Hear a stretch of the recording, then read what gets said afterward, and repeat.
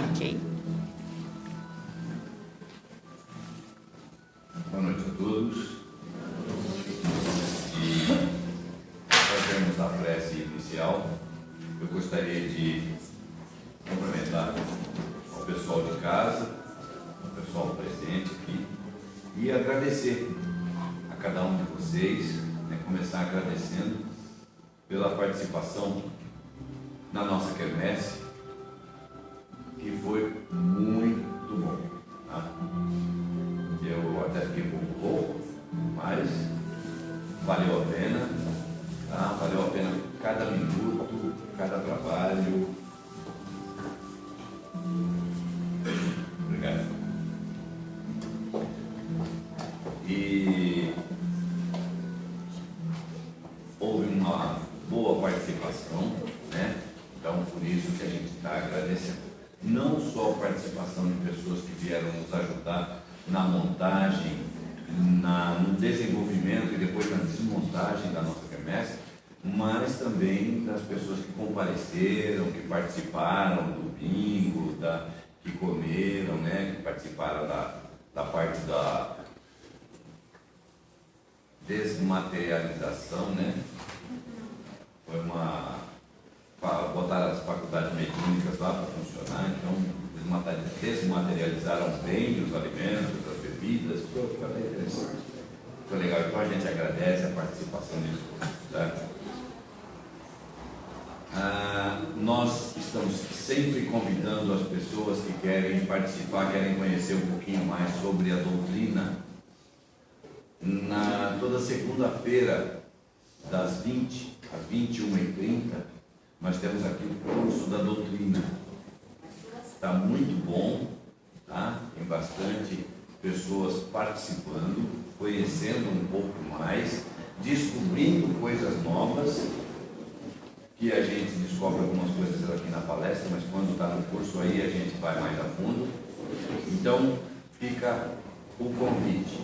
No momento estamos de férias, estão estudantes, né? Então, estão de férias, mas a partir da primeira semana de agosto, se não me engano, dia 2 de agosto, já estaremos retornando, né? Eu acho que é dia 2, né? Se eu não estiver enganado. Dia 2 de agosto. Depois a gente não, então não é dia 2, é dia 8. Oi? Dia 8, né? Isso. Dia 8 de agosto estaremos de volta com as aulas, que estão muito legais as aulas, tá bom? E todo domingo de manhã nós temos aqui o nosso Evangelho Dominical. Também fica aí o convite a todos que querem participar,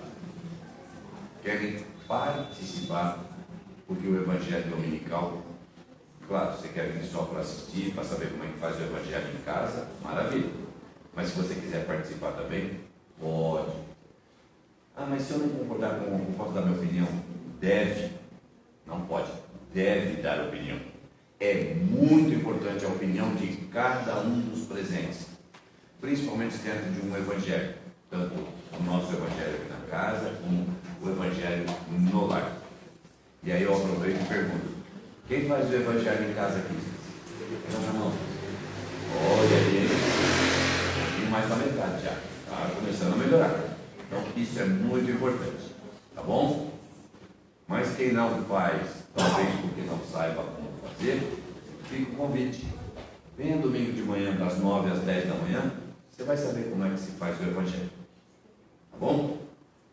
Nós fazemos aqui nos mesmos moldes que se faz em casa. Qual a diferença? Que aqui tem uma hora cravada. E em casa não tem tempo estipulado. Tá? Pode demorar 10 minutos, meia hora, 1 hora. Depende. Então, agora nós vamos convidando a todos para que busquem uma posição confortável nas cadeiras, serenem os seus pensamentos, fechem seus olhos. Vamos elevar o nosso pensamento ao plano maior, trazendo até nós a figura do Mestre, irmão, amigo, Jesus, Vamos agradecer a Deus através do nosso irmão Jesus por mais este dia, por mais esta oportunidade na carne, oportunidade tão valiosa, que muitas vezes, em muitos momentos, infelizmente, desperdiçamos grandes oportunidades. Então, agradecemos a você, Jesus, por ter nos proporcionado várias oportunidades de evolução no dia de hoje. Algumas até observamos, outras, infelizmente, não percebemos. Porém, algumas, sim, fizemos questão de desviar, de fazer que não era comigo, mas sabemos que você, Jesus, na sua santa bondade e compreensão, com certeza, nos promoverá em outra oportunidade o mesmo aprendizado. E por isso te agradecemos. Agradecemos a esta casa fraterna que também nos recebe. Agradecemos a cada um dos seus trabalhadores. E agradecemos a você, Jesus, todo o amparo que tem dado à nossa casa, através dos abnegados amigos do plano espiritual. E neste momento também, por falar em trabalhadores, gostaria de fazer a menção do desencarne, nesta tarde, de uma das nossas fundadoras, Levaldina Barbosa do Nascimento. Aos 85 anos de idade, voltando para a Pátria Mãe. Que ela seja recebida, Jesus, de braços abertos por você, dentro de todo o merecimento que ela faz jus. Tanto fez por esta casa, tanto nos ajudou. E agora, esse é o legado que ela nos deixa, a nossa casa fraterna. Agradecemos a você, Levaldina, como aos seus amigos que, juntamente com você, ergueram as primeiras paredes desta casa. E assim, com a oração que Jesus nos ensinou, nós vamos agradecendo a Levaldina, vamos agradecendo a Jesus e, através de Jesus, agradecendo a Deus. Pai nosso que estais nos céus, santificado seja o vosso nome. Venha a nós o vosso reino, seja feita a vossa vontade, assim na terra como no céu. O pão nosso de cada dia nos dai hoje, perdoai as nossas ofensas, assim como nós perdoamos a quem nos tem ofendido. E não nos deixeis cair em tentações, mas livrai-nos do mal. Pois teu é o reino, o poder e a glória para todos sempre. Que assim seja, graças a Deus.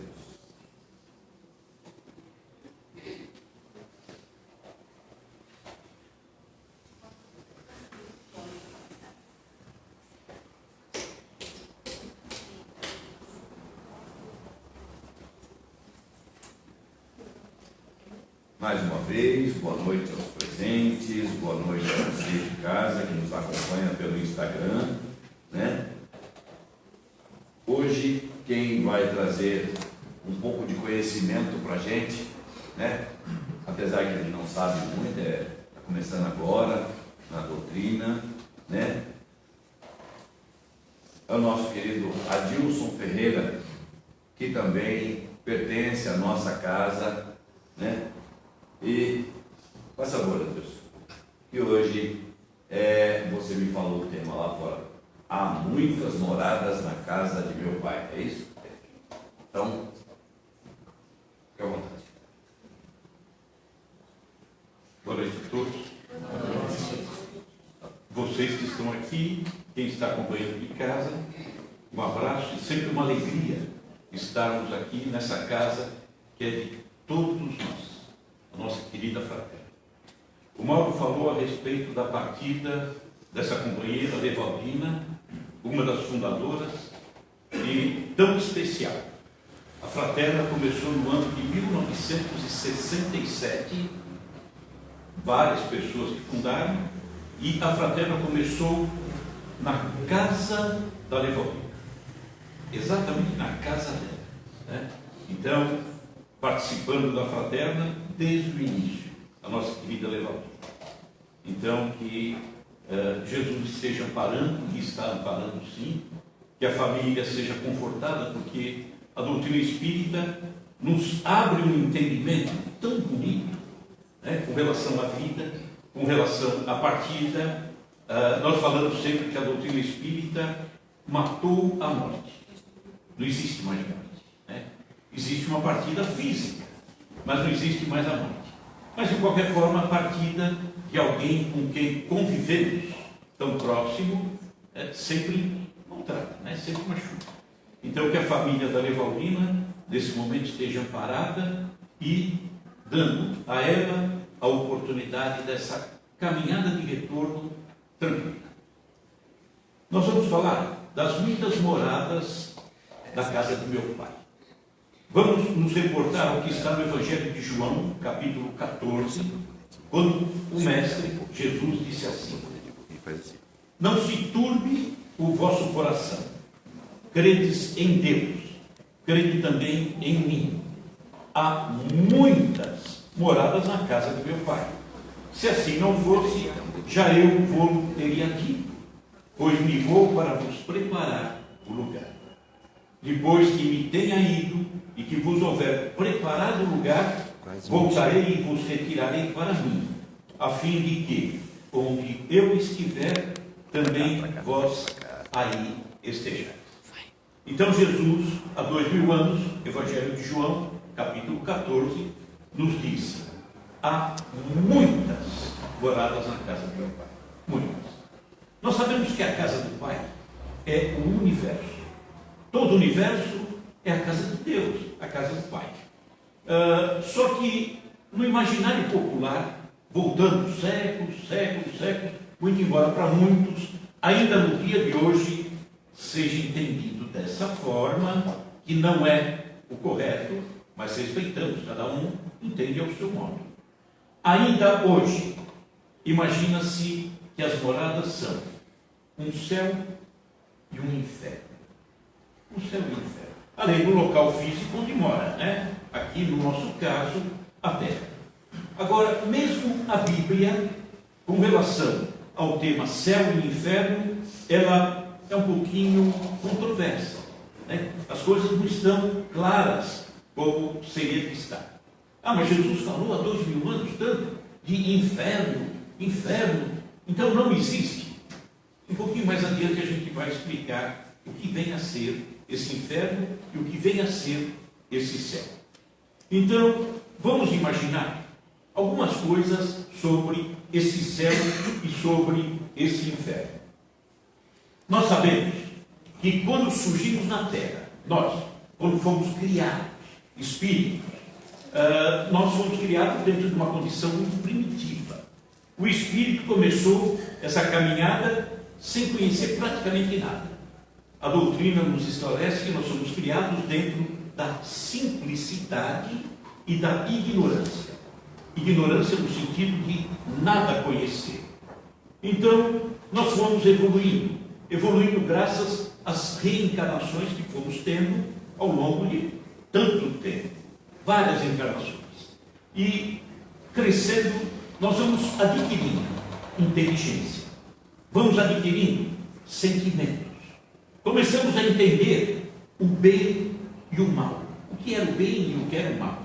E começamos a ter também em nós algumas noções, já no início, de justiça. Justiça. Preciso corrigir aquilo que eu fiz de errado. Por quê? Porque um mal que eu praticava e que ainda pratico, todos nós ainda praticamos, começava a nos incomodar, começava a criar caso aqui dentro.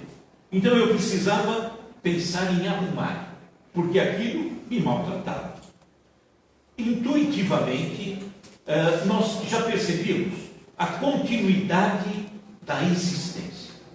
Já começávamos lá, voltando, séculos, milênios, nós já trazíamos dentro de nós o entendimento que a nossa caminhada não se extinguia com a partida de um corpo físico.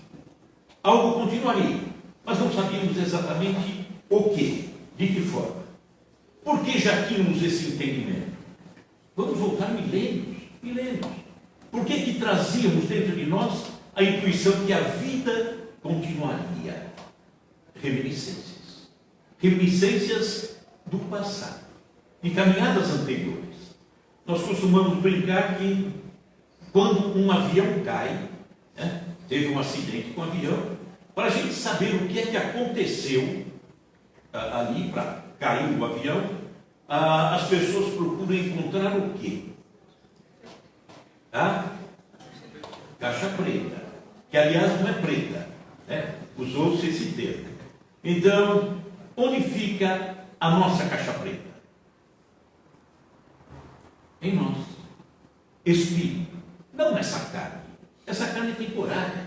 O espírito que habita aqui dentro dessa carne é que está com todo o conhecimento do seu passado, das suas conquistas, das suas qualidades, dos seus defeitos, dos seus vícios. Então, a caixa preta nossa somos nós mesmos, espírito. Então, voltemos milênios atrás, trazíamos dentro de nós esse sentimento de que alguma coisa acontecia. Não lembrávamos, como não lembramos hoje, por exemplo, de uma existência anterior. Somos agraciados com o esquecimento do passado, mas temporário só. Enquanto estamos aqui, o nosso passado é praticamente adormecido, vamos dizer assim. Partindo, resgatamos aquilo. Mas, há milênios atrás, a gente já trazia em nós esse sentimento. Olha, alguma coisa me diz aí que eu não sou viajante de primeira viagem. Quando dormíamos, o espírito, quando dormimos ainda, o espírito ele dá uma passeadinha também. E passeando, quando retorna, ele traz algumas percepções daquilo que ele viu do outro lado. Então, fomos entendendo ao longo dos milênios que a vida não se extinguia com esse corpo físico. E então, nós concluímos, já com noções de justiça, com o entendimento que as coisas continuariam, nós entendíamos que comportamentos distintos, bem ou mal, deveria gerar, portanto, para nós, destinos diferentes quando morrêssemos. Comportamentos diferentes, destinos diferentes. É natural, Aqui na Terra, uma pessoa que se comporta bem, está aí caminhando no meio da família, no meio dos amigos. Quem não se comporta bem, pode estar agora trancafiado numa penitenciária. Destinos diferentes, em razão da forma como se comporta. E nós já entendíamos que caminhadas diferentes gerariam em nós destinos diferentes. Já começávamos a entender que os bons, ou aqueles que praticavam mais bondade, deveriam de alguma forma ser premiados, ser conhecidos por aquilo que faziam. E aqueles que não tinham um bom comportamento, de alguma forma, seriam punidos. Era aquilo que nós imaginávamos. Nós, voltando milênios atrás, nós olhávamos, por exemplo, a Terra, o planeta Terra. Olhávamos o Sol. Se cavássemos a Terra, o solo, nós íamos ver alguma coisa estranha, porque a rigor, a profundidade da Terra é assustadora. Então, é incógnita, a gente não conhece. Então, nós olhávamos o interior da Terra, as cavernas, por exemplo, e aquilo era desconhecido, aquilo assustava. Entretanto, os nossos olhos, dirigidos para cima, nós víamos um sol, vimos a estrela, víamos a lua, a beleza desse universo todo. Então começamos a associar, voltando milênios atrás, começamos a associar o bom ao belo. O bom ao belo e o conhecido, porque eu olhava e via o que estava lá em cima. Então, aquilo que era bom, ou quem era bom, iria para onde? Para o belo, para o conhecido, para o céu. Era um dos entendimentos. Entretanto, aquele que não se comportava de maneira correta, adequada, era associado, por exemplo, ao desconhecido, ao assustador, ao inferno, interior da terra. Isso, muita gente ainda nos dias de hoje acredita dessa forma, né? Um pouco estranho. Então nós fomos associando isso. Fomos associando o belo ao céu, o bom ao céu, o mal ao inferno. Doutrinas remotas, orientais, por exemplo, né, que são bem antigas, também têm esse entendimento, que há locais específicos para aqueles que são bons, que recebem uma premiação, e locais específicos para aqueles que não foram bons e que, de alguma forma, vão ser punidos por aquilo que fizeram. Com relação à imortalidade, não vamos morrer nunca mais. Em espírito não morremos nunca mais. Tivemos início, mas não teremos fim. Então, até a questão da imortalidade é entendida, já vem entendida, cerca de pelo menos 10 milênios antes de Jesus. Na Mesopotâmia, havia esse entendimento, sim, de que nós seríamos imortais. Teríamos uma continuidade sempre. Voltando um pouquinho mais para cá, mas não muito, no Egito, no Velho Egito, né? No Antigo Egito. Já tinham esse entendimento também. Não sei aqui se alguém já teria ouvido falar do Livro dos Mortos. Alguém já ouviu? Livro dos Mortos, né? Dos egípcios. E ali, o entendimento dos egípcios era que, quando alguém morria, a essência, algo que eles não sabiam exatamente explicar o que, hoje nós sabemos explicar, é o espírito, sobreviveria e seria levado a um julgamento. Eles chamavam de julgamento de Osíris. Então, aquilo que restou de nós, aquela individualidade, aquela essência, o objetivava ir para o paraíso. Só que antes, ele passaria por um julgamento.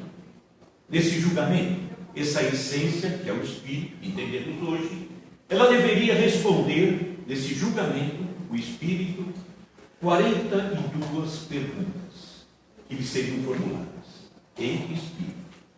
Só que ele deveria responder a essas 42 questões dizendo um não, mas um não sincero, né? Não podia fingir.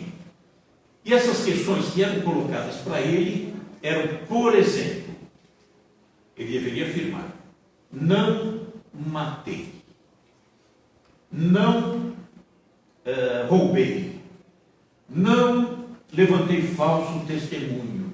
O que é isso? A gente não consegue ligar com nada isso. Não matar, não roubar. 10 mandamentos. Os 10 mandamentos. Só que isso era bem antes dos 10 mandamentos de Moisés. Então era lá no Velho Egito, no Antigo Egito, e estava contido no Livro dos Mortos. Depois vamos explicar sobre essa ligação dessas questões que ele deveria responder. Mas aí, o coração desse espírito, ele era colocado em um prato de uma balança. E no outro prato era colocada uma pena de avestruz. E aí, a pena de avestruz e o coração. O coração teria que estar extremamente leve. Ou seja, tranquilo, sereno, não roubei, não matei, consciência leve. Né? Ai dele, se o coração pesasse mais que a pena de avestruz. Ali ele estaria perdido. Né? Aí ele em espírito, seria devorado por Amute, que era conhecida como a devoradora. Então, olha onde que o homem passou há 10, 12 mil anos atrás, né? Ou até um pouquinho menos. Esse entendimento, portanto, falava de um julgamento onde seríamos premiados ou seríamos punidos. Vamos voltar a 2000 anos. Há 2000 anos, época de Jesus aqui conosco, esse entendimento também da existência de um local onde seríamos levados, se o nosso comportamento foi bom, um céu, e se o comportamento foi mau, um inferno. Os pagãos entendiam assim. Lembram que Jesus se reportava muito aos gentios. Gentios eram os pagãos. Era o entendimento que os gentios, os pagãos, tinham.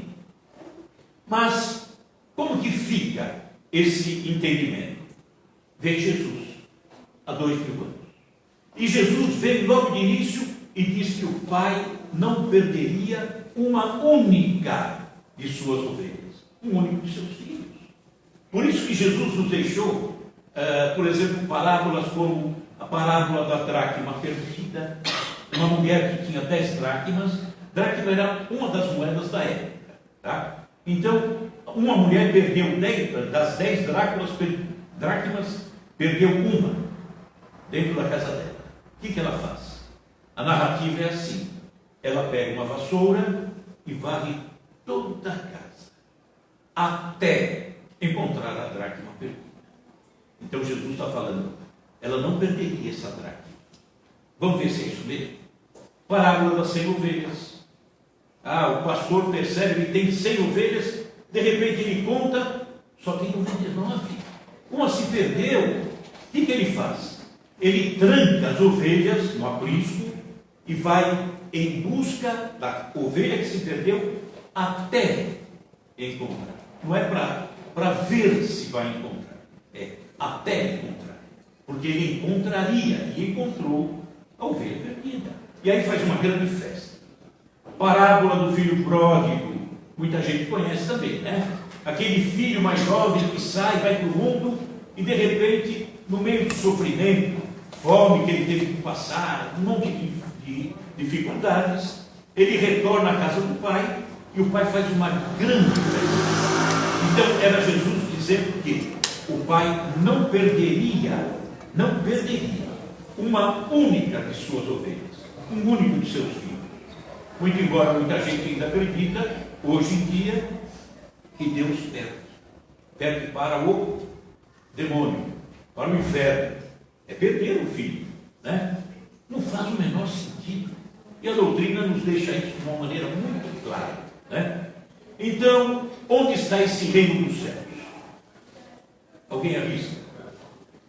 Onde que fica esse reino dos céus? Antigamente a gente imaginava que o céu, isso influenciado pelas religiões, que o céu era um local demarcado, né? Quando morrer eu vou lá para o céu. Era um local trancado, fechado, com, sei lá, cerca elétrica, portaria, né? Teria que apresentar o crachá na hora de entrar. Pedro olhava, é você mesmo, pode entrar. E aí a gente entrava para aquele céu. Imaginaram aquele céu que era? Será que era céu mesmo? Imagine você dentro de um céu, dentro dessa visão, né? Estou dentro do céu, que beleza. Estou lá sentadinho, me sento nesse céu, e aí eu vou fazer o quê? Atrás de mim tem um anjinho, né? Todo céu tem um anjinho, na visão, né, deles.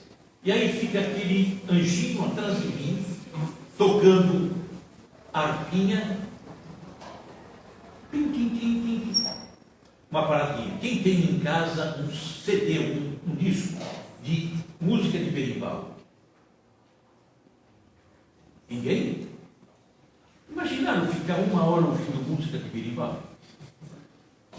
Você fica louco, né? Agora, no céu, imagine um anjinho sentado atrás com aquele tim-tim-tim, só por toda a eternidade. Eu preferia ir para o inferno. Pelo menos é muito mais emocionante, né? Nossa, então devia ser uma festa. Então, onde está o reino dos céus? Aqui dentro. E onde está o reino dos infernos? Aqui dentro também. Está em nós, esses dois mundos, né? O céu e o inferno dentro de nós. O homem haveria, após a partida de Jesus, haveria de distorcer a mensagem dele, como distorceu de fato, né?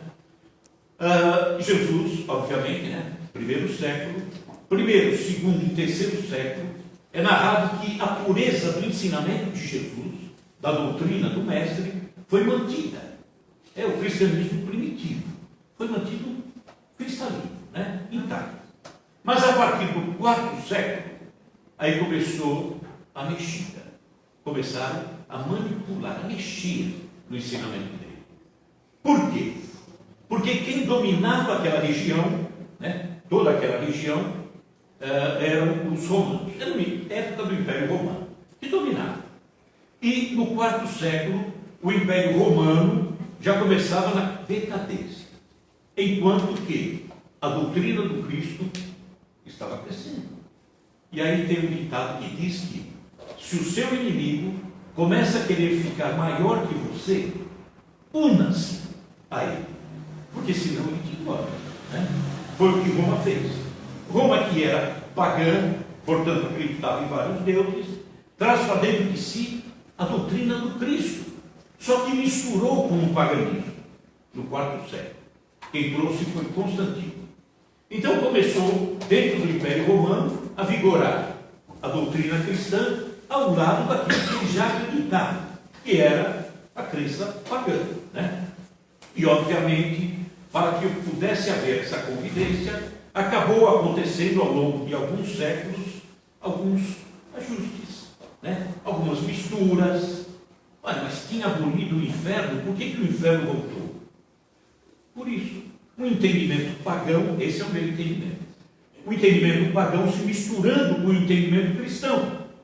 Imagine o que devia circular na Terra no quarto século, quinto século, onde as pessoas não tinham cultura, não tinham instrução, grande maioria esmagadora analfabeta, poucos exemplares, por exemplo, dos evangelhos circulando, porque era tudo manuscrito, a imprensa, Gutenberg vem só no século XV, então ficaria muito fácil para o próprio Império Romano como que retirar as cópias antigas e manipular de modo que circulasse entendimentos com um pouquinho de mistura pagã. Né? Natural que acontecesse isso. Isso, para mim, leva a entender também o motivo de não constar nos evangelhos, suspeita minha, tá? Não estou afirmando nada. Por exemplo, não constar nos evangelhos a participação grosseira, forte de Roma no episódio da morte de Jesus. Roma queria matar Jesus, sim. Roma e o Sinédrio, que eram os poderosos da religião judaica. E restou para Roma o que nos evangelhos? Qual é a participação de Pilatos, que era o governador de Roma, representante de Roma? O que ficou para ele nos evangelhos consignados? Apenas lavou as mãos. Só isso. E se esqueceram que depois aconteceram tantas perseguições com os cristãos, né? Episódio, Nero, o incêndio de Roma, o Coliseu, tantas coisas, mas sumiu tudo. Desapareceu. Então, nós vamos começar a entender que voltou um entendimento a partir de então da figura de um Deus punitivo, um Deus rancoroso, um Deus vingativo, um Deus que pendia para, por exemplo, um exército em detrimento de outro exército, como se ele tivesse preferências. Deus, ele participa desse aqui, mas ele odeia aquele outro lá. Isso não é coisa de Deus. Deus não toma partido, né? Esses vícios continuam até hoje, esse entendimento de que Deus pende para um em detrimento de outro. Quem gosta de acompanhar, por exemplo, futebol, aí mais para os homens, um time termina o jogo, ganhou. E aí o repórter vai entrevistar, e aí, como é que foi? Graças a Deus, Deus esteve conosco, ganhamos. Bom, se esteve com você, não esteve conosco. Por isso, entendeu? Não faz sentido, né? Então, os atributos de Deus, soberanamente justo, infinitamente amoroso, é o Pai, isso caiu por terra. E Deus tem todos esses atributos magníficos, levados a um grau infinito, foram jogados no chão. Por quê? Porque a figura de um inferno significa que o pai perdeu a ovelha, perdeu o filho. E aí, dentro dos atributos, Deus infinitamente bom, justo, amoroso, é o nosso Pai, é onisciente, é presciente. O que é presciente? Presciente. Ele sabe antes. Ele é infinitamente justo, infinitamente bom, é presciente, ele sabe, portanto, o que eu vou fazer durante a minha vida, sabe que eu não vou para o céu, sabe que eu vou para o inferno e me criou. É bom? Deixou de ser bom, né? Me criou para ser levado para o inferno? Não faz sentido. Então tem coisas aí equivocadas. Mas o homem criou um céu e criou um inferno nesse imaginário, onde colocou Deus nessa condição de escolher aquele que vai para o céu e aquele que vai para o inferno. Ué, são os dois mundos, né? Tem a terra, aí tinha um mundo que seria o céu, outro mundo que seria o inferno. Que interessante. Eu vou para o inferno, né? E aí, exemplo, minha mãe vai para o céu. Por que ela foi para o céu? Ah, porque era boa, né? Uma pessoa procurou fazer tudo certo, foi uma pessoa que pensava nos outros, amava, servia, uma pessoa que não era egoísta, está lá no céu. E eu no inferno? Será que incomodaria minha mãe no céu? Eu ficaria incomodada. Mas meu filho está no inferno, eu estou aqui no céu. E aí um anjinho vai dizer: olha, você conquistou o céu, fique na sua. Então foi pedido a ela que ela não fosse egoísta. E agora dentro do céu seja egoísta, pense só em você, né? A gente vai vendo tantas coisas que não batem. E aí, dentro da visão do homem, confusa, porque não pode ser isso, o céu e o inferno. É aqui dentro, é a consciência.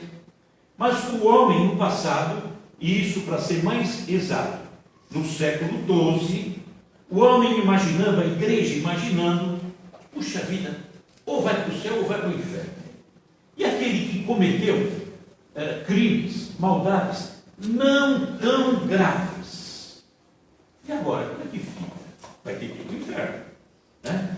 Ah, não, vamos criar um outro mundo para Deus, que Deus nos criou.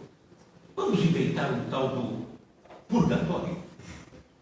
Inventamos o purgatório. Que bom, hein? Céu, inferno e purgatório. Só que Jesus falou: na casa do meu pai há muitas, 3 não é muitas. Pelo contrário, é muito pouco, né? E aí inventou-se o purgatório. O que é o purgatório? Seria o local onde os espíritos que praticaram o mal, mas não tão violentos, seriam levados, morreu, vai para o purgatório, e permaneceria ali aguardando o quê? Para sair dali. Ficar no purgatório para ser levado para o inferno também não era bom negócio. Ficaria no purgatório para ser levado para o céu. Mas a igreja não admite a evolução, a modificação, a transformação do espírito após a morte. O entendimento é que vivia uma única vez só, né? Só uma vez. Mas aí como que ele vai sair do purgatório? Sairia através de preces intercessórias. Ou seja, as preces daqueles que estão na terra, dirigidas a ele, fariam com que ele fosse levado ao céu. Mas seria levado ao céu carregando o que consigo? Os mesmos defeitos. Iria lá para poluir o céu, complicar o céu, né? Mas inventaram o tal do purgatório. E aí eu perguntaria, existe? Porque eu falei que o céu e o inferno estão aqui dentro. Existe purgatório? Sim, não, muito pelo contrário. Existe purgatório? Não é aqui? Hã? Não é aqui, então? Quem falou? Eu? Ah, Samanta. É exatamente aqui. Aqui é o purgatório. Por que purgatório? Purgar. Purgar é purificar, tirar aquilo de impureza que está em nós. E nós estamos num mundo onde estamos passando por situações de dor, de sofrimento, dificuldade, purgando, desde que a gente aceite, desde que a gente compreenda, desde que a gente lute para tirar esse mal dentro de nós. Porque não adianta ficar no purgatório chutando todo mundo, xingando, aí não, né? Aí não aproveitou essa fase. Então, purgatório é passar pelas dificuldades, né, que estamos enfrentando aqui na Terra e sairmos vitoriosos. Purgar é tirar as impurezas. Podemos fazer uma comparação com o pedreiro. É bom fazer comparação que facilita, né, o entendimento.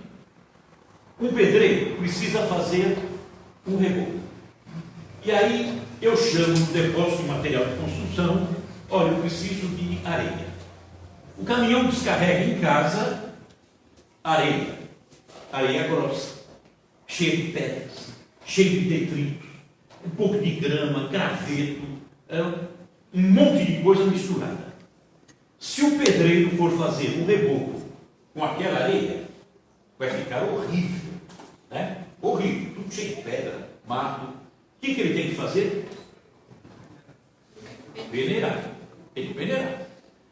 Se ele pegar uma peneira de malha fininha, bem fininha, e colocar essa areia cheia de pedra, pedra grande, pedra pequena, graveto, grama, colocar na peneira e ficar chacoalhando, ele vai conseguir peneirar? Até Não. vai, mas vai demorar muito. Ele vai morrer antes. Se demorar muito. Ele vai morrer antes, porque tem tanto detrito naquela areia que vai ficar tapando toda a passagem na peneira. Ele vai chacoalhar, ou ele desiste de fazer a parede, ou ele desiste de viver, né? Então ele tem que fazer o quê? Começar a peneirar com peneiras de malha grossa. Por quê? Porque ele coloca tudo nessa peneira, vai chacoalhar, as pedras maiores, né, ficarão retidas na peneira, passará areia para o chão com pedras menores, mas ainda muita sujeira. Aí essas pedras maiores ele joga fora, troca a peneira por uma que tenha malha um pouquinho mais fina. Aí põe essa areia, vai peneirando, as pedras ainda grandinhas ficarão retidas na peneira, mas passará ainda muita sujeira. E assim sucessivamente. Vai diminuindo o tamanho da malha. Até que ao final vai ficar no chão, nem uma areia, vai ficar um tal, de tão pura que ela vai ficar. E aí ele vai conseguir fazer um reboco dessa qualidade. A terra é isso.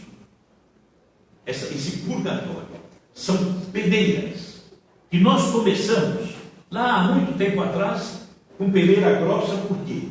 Porque os nossos vícios, as nossas falhas eram enormes. E aí nós fomos na vida, nas encarnações, jogando essas pedras maiores fora, mas ainda continuando muita pedra, né? Como ainda temos hoje. Temos ainda muita coisa complicada em nós. Mas sempre diminuindo a peneira, o grão lá, a abertura, a malha. Isso é purgar, isso é peneirar. E é o que nós fazemos. Temos aqui o nosso purgatório, que é o planeta Terra. Então, temos o céu, temos o inferno, que falamos que era aqui, e temos o purgatório. Ou seja, nós temos um ambiente propício para modificar aqui. Sair cada vez mais do inferno que está aqui dentro e nos aproximarmos cada vez mais do céu. É tranquilo. Todo mundo vai perceber isso, que o céu e o inferno estão aqui dentro. Por quê? Porque, vamos sempre dar um exemplo. Nós estamos aqui agora, nesse instante, no céu ou no inferno? Nesse clima que nós estamos. No céu. No céu? No Estamos no sentido céu. mesmo. Né? Sem sombra de dúvida. No céu. Então, isso é por quê? O céu o reino dos céus que Jesus tanto falou, é a consciência tranquila, serena, em paz, né? No bem. Então, estamos aqui nesse instante no céu. Veio de carro? Oi? Veio de carro para cá? Estacionou aqui? Está no céu agora? Tá. Saia daqui. Saia daqui, encontre o seu carro riscado, pneu Acabou o céu. furado, Acabou o céu. acabou o céu, foi parar no inferno imediato, Verdade. sem escada. Sai do céu e vai para o inferno. Aí, de repente, está no inferno. Aí vem alguém e fala assim: ah, mas não fica assim, né? A pessoa que fez isso não tinha noção. Olha, eu conheço um rapaz que mexe com pintura, ele arruma rapidinho. Olha, pega o step do meu carro e tal. Aí ela fala, você fala: nossa, como tem gente boa nessa terra. Obrigado, Deus. Tá. Você saiu do inferno e foi para onde? No céu. Foi para o céu de novo. Então, a nossa caminhada, em todos os instantes, é um tal de vai para o céu Vai pro inferno. e cai para o inferno. Vai para o céu, cai para o inferno. A nossa grande luta hoje é ficar mais tempo no céu. Mas que vai cair para o inferno, vai. Não tem jeito. Né? No momento em que nós nos encontramos, na condição que nós temos, é natural que a gente vá para o céu. E aí, muita gente fica presa a essas coisas, inferno, meu Deus, não sei o que e tal, pecado, eu pequei e errei. Ah, eu como sou pequeno. Bom, para mim, pecado não existe. Para vocês existe pecado? Aquele pecado que te joga lá para baixo. Primeiro que eu nunca tive lá em cima. Então o pecado me jogaria lá para baixo. Né? Eu, na verdade, todos nós, fomos criados simples e ignorantes, ou seja, colocados no pé de uma escada que não tem mais fim, e vamos subindo degrau a degrau, aprendizado a aprendizado, vidas que nós temos, encarnações que temos, para absorver esses entendimentos. Estamos crescendo, estamos aprendendo. E quem está aprendendo? Todos nós estamos. Quem está aprendendo, todo o direito que tem é de errar. Erramos. Se não aprendemos ainda, erramos. É natural que seja assim. Só não podemos errar de propósito. Dizer, ah não, não estou a fim de aprender. Olha, estão me ensinando, eu estou pensando, ah, não quero saber. Bom, aí é outra história. Né? Aí vai sofrer, porque está criando em si o inferno. Mas aquele que ainda não aprendeu, ou está em fase de aprendizado, todo o direito que tem é de errar. Então podemos entender que não é pecado, é equívoco, engano. Natural que todos tenhamos, né? Então, podemos dizer, eu uso muito essa expressão, que o que é o erro para nós? O erro para nós é a experiência que ainda não deu certo. Estamos em fase de aprendizado, sempre. Então, são experiências que nós ainda não conseguimos absorver, não conseguimos entender. Aquele vizinho que me incomoda, né? Ah, eu abro a porta, dou de cara com ele, eu finjo que esqueci alguma coisa, tranco a porta. Será que ele já foi embora? Foi. Aí eu saio. Não suporto. Né? Me incomoda. Aí, de repente, um dia, abri a porta. Portanto, essa relação é uma experiência que ainda não está dando certo. É uma coisa que incomoda. De repente eu abro a porta, não tive como fugir. Dei de cara com ele e nem ele pôde fugir. Eu fui obrigado a falar bom dia. Bom dia. Bom dia, vizinho. Dia seguinte, eu fico olhando no olho mágico, ele vai sair, eu abro a porta para encontrar com ele. Já mudou. Bom dia, vizinho. Bom dia. Hoje o dia está melhor, né? Melhorou. E assim vai.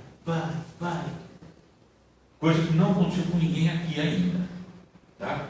Não aconteceu. Nossa, eu imaginava esse sujeito uma pessoa horrível. Ele é legal. Não aconteceu com ninguém até agora. Ainda bem. Então, a experiência começou a dar certo. Ô vizinho, esse fim de semana tem um jogo aqui. Vem assistir aqui em casa. Vou sim, deixa que eu levo a cerveja.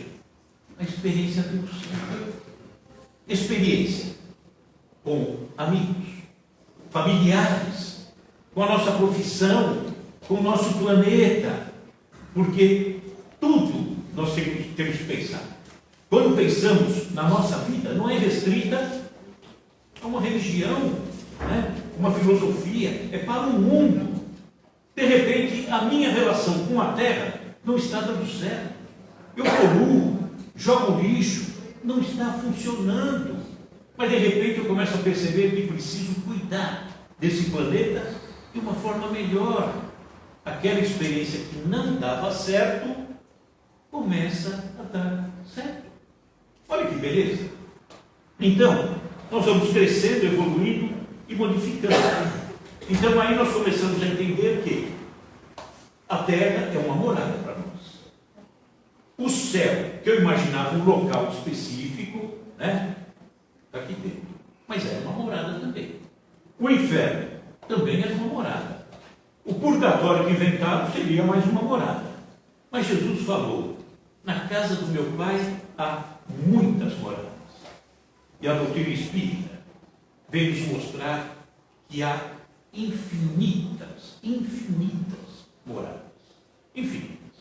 A casa do pai é todo esse universo.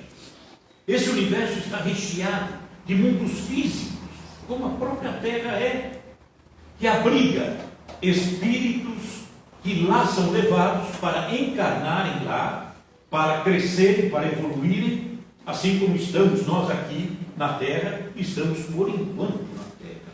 Né? Não somos da Terra, estamos na Terra. Nós somos espíritos, nós somos viajantes do universo. Estamos, por algum período, ainda presos à Terra, mas daqui a pouco vamos partir, vamos crescer, evoluir e procurar um local melhor. Então a doutrina nos mostra que há infinitos mundos materiais e que esses mundos materiais, assim como o homem, o espírito encarnado, evolui, o planeta também evolui. Nós vamos crescendo, né, em conhecimento, moralmente, e esse espírito que vai e volta, vamos ganhando uma condição melhor e vamos auxiliando a Terra também a crescer, também a evoluir. Quanto mais evoluirmos, mais a Terra evolui. A Terra tem evoluído? Nunca se falou tanto em ecologia, por exemplo. E no passado ninguém falava. Hoje estamos preocupados com a Terra. Controle da condição ambiental, da temperatura, o efeito estufa, todas essas coisas, é preocupação nossa. Queremos cuidar, a casa é nossa. Então somos hoje inquilinos da Terra. E uma casa, vamos imaginar uma casa que ela seja extremamente simples. Um casebre bem complicado. Como que é normalmente o morador do casebre? Uma pessoa sem condições, extremamente pobre. O chão dentro do casebre é terra batida, né? As coisas são muito pobrezinhas. Conforme o habitante vai melhorando de vida, o que ele faz com o casebre? Vai fazendo uma modificação. derruba o casebre, levanta um de alvenaria. Mas ele foi melhorando, melhorando, melhorando. Ele já começa a rebocar a parede. Melhorando, melhorando. Ele que era tão pobre que nem às vezes noções de higiene, por exemplo, tinha. Ali, a casa agora já está bonitinha, com higiene. Mas ele foi crescendo, crescendo. Daqui a pouco ele constrói um palacete, uma casa boa, né? Bonita. Por quê? Ele evoluiu tanto. Nós, no nosso planeta, somos esses. Aqueles que vão crescendo e que vão ajudando o planeta a ficar melhor como um todo. Nós estamos aqui na Terra numa condição de mundo de expiação e provas. É a fase atual. Aqui na Terra, começamos numa condição primitiva, praticamente não tínhamos noção de nada. Entramos no mundo de expiação e provas, onde começamos a nos incomodar em razão dos erros praticados, queríamos consertar, arrumar, evoluir. Já estamos saindo dessa condição de expiação e provas, já estamos entrando numa outra fase, terceira fase da Terra, que é entrar no mundo de regeneração, onde o mal começa a perder espaço, onde o bem começa a ganhar espaço. Então, nós cresceremos, teremos uma condição melhor de vida e o mundo também será cuidado de uma forma diferente. Óbvio que nem todos poderão continuar na Terra. Por quê?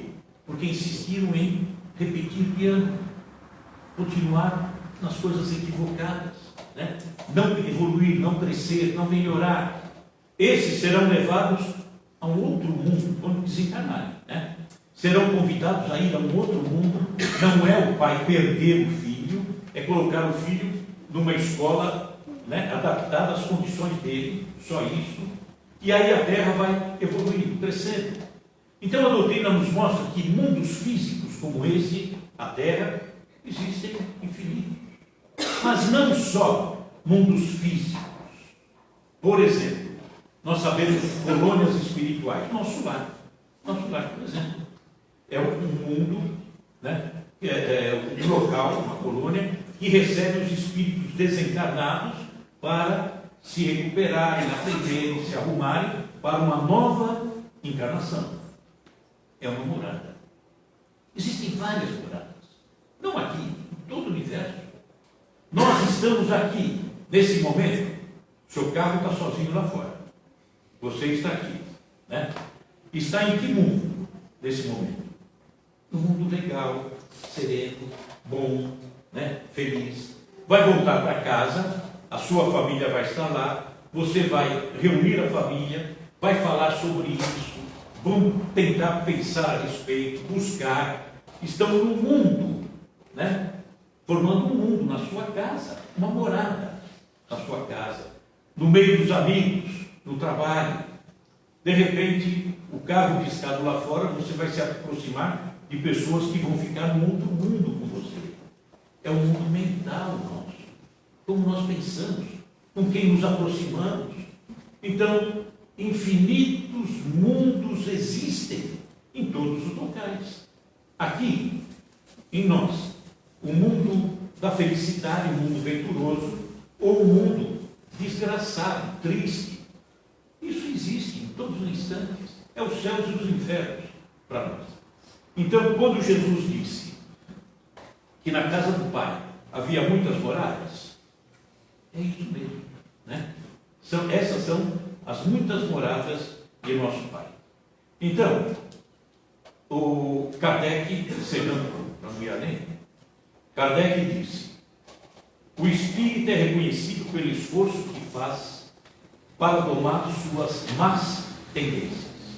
Ou seja, ele não disse que o espírita é perfeito, de forma nenhuma, né? Estamos longe, muito longe. Mas ele fala que o espírito é reconhecido pelo esforço que faz para domar as suas más tendências. Portanto, temos as nossas más tendências, todos nós, né? O egoísmo, a vaidade, o orgulho, ainda está aqui, a gente está tentando diminuir, trabalhando para diminuir, mas eles continuam aqui conosco, né? Então, as reencarnações, as peneiras que falamos desse purgatório chamado terra, serve para permitir que cada um de nós vá tomando cada vez mais essas más tendências, né? Em melhores condições, estaremos em possibilidade de alcançar mundos mais evoluídos.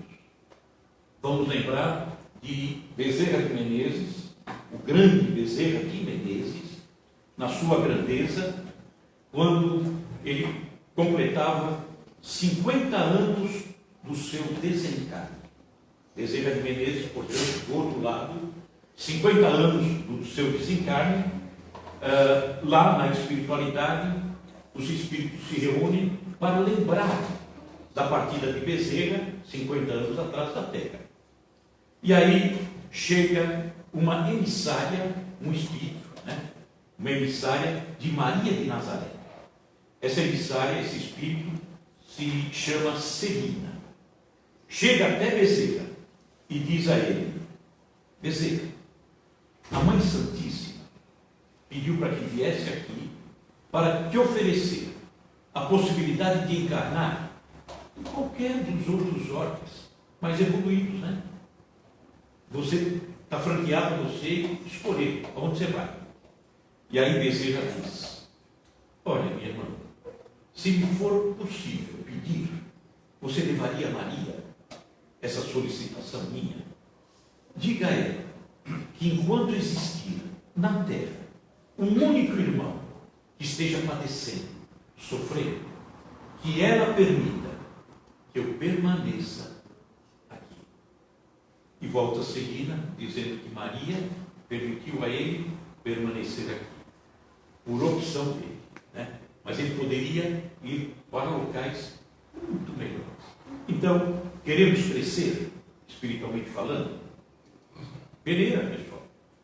Ou seja, passar pela terra, nesse purgatório, mas passar com classe. Enfrentar as dificuldades, superar os problemas, servir, amar, estar presente, cuidar da família, cuidar dos amigos. Isto é, sair desse mundo de expiação, a peneira, purgatório, em condições melhores, para voltar e ter direito a pegar uma peneira ou a malha menor. Combinado? Obrigado.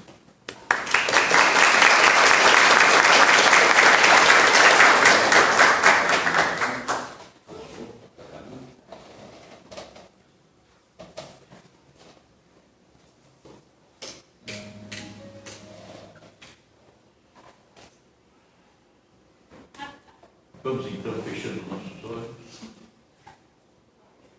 e trazendo à nossa frente a figura serena e bondosa de Jesus, nosso irmão maior. A Ele agradecemos.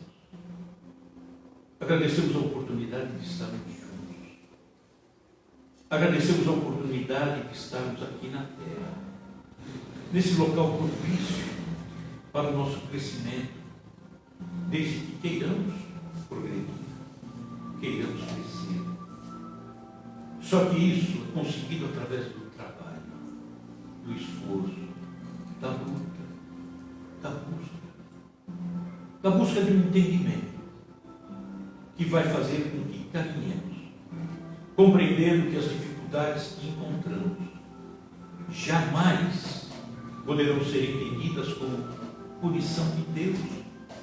Ele se esqueceu de mim, me deixou para trás. Não. A colheita acontece depois do plantio.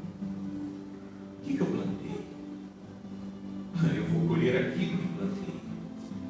Se eu quero ter uma colheita melhor, que eu cuide de fazer um plantio melhor.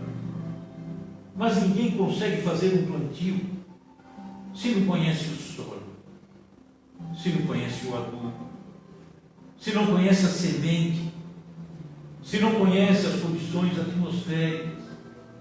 Ninguém consegue fazer o plantio. E nós? Temos que fazer o plantio para que o nosso coração saia daqui, no momento em que partimos, como hoje partiu a nossa querida Levaltina.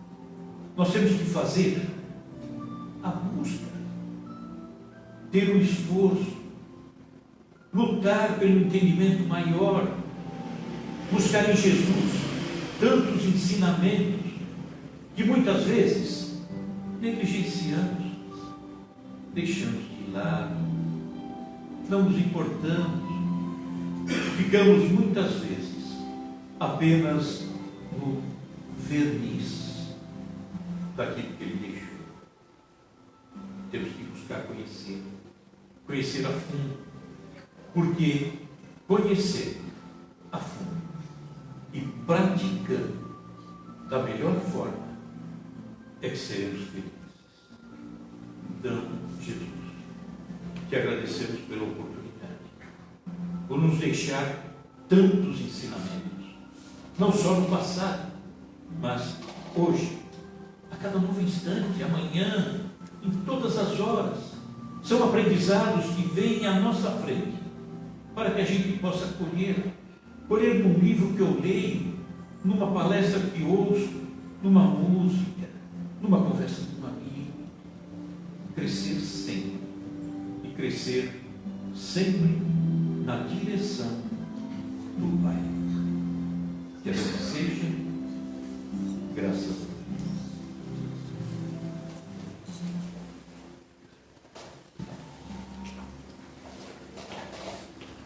Vamos agradecer o Adilson por tantos ensinamentos, né?